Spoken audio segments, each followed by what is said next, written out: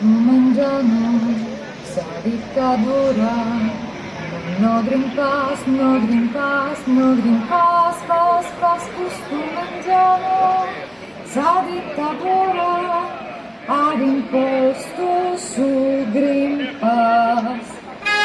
Nina mia, dogami in deddo, no Green Pass. Che protesta pacificamente, non abbiamo bisogno di fare chissà che cosa, dimostriamo quello che siamo, perché scendiamo in piazza per rivendicare la nostra autorità che ci è data dalla Costituzione, perché il popolo è sovrano! Il popolo è sovrano!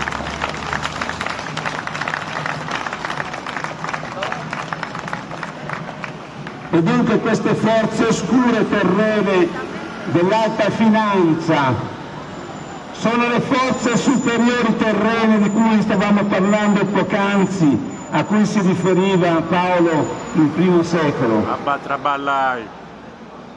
Anche a lavorare noi ci andiamo perché siamo lavoratori e io ho lavorato 43 anni per poter avere la mia pensione.